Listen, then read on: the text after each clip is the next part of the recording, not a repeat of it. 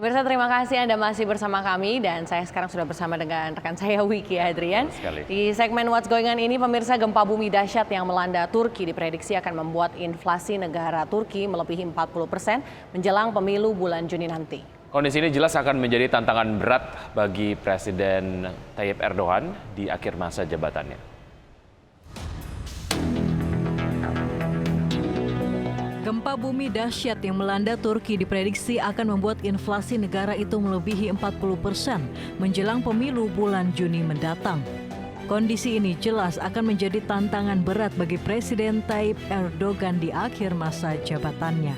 Inflasi Turki telah mencapai level tertinggi dalam 24 tahun terakhir pada bulan Oktober lalu, yakni lebih dari 85%. Hal itu dipicu oleh serangkaian pemotongan suku bunga yang tidak lazim di bawah pemerintahan Erdogan. Inflasi sempat turun menjadi 58% di bulan Januari. Inflasi diperkirakan akan terus turun hingga sekitar 35 hingga 40% pada bulan Juni. Namun sejumlah ekonom memperkirakan inflasi akan menembus level 42 hingga 46% ketika pemilihan umum dimulai. Seorang pejabat pemerintahan menambahkan bahwa efek gempa bumi dapat membuat inflasi Turki mencapai kisaran 40 hingga 50%. Gempa bumi yang terjadi 6 Februari lalu membuat lebih dari 2 juta orang bermigrasi dari zona gempa dan mendorong kenaikan harga sewa di provinsi lain.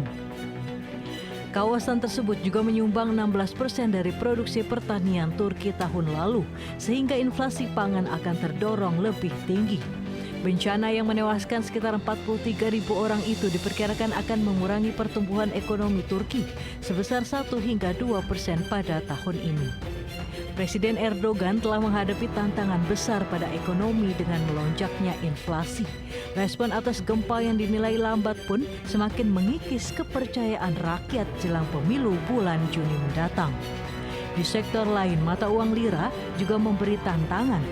Bank Sentral Turki menunjukkan cadangan bersih turun 7 miliar dolar Amerika sejak gempa, menyebabkan para bankir meminta pemerintah mengurangi permintaan valuta asing. Berbagai sumber ID Exchange.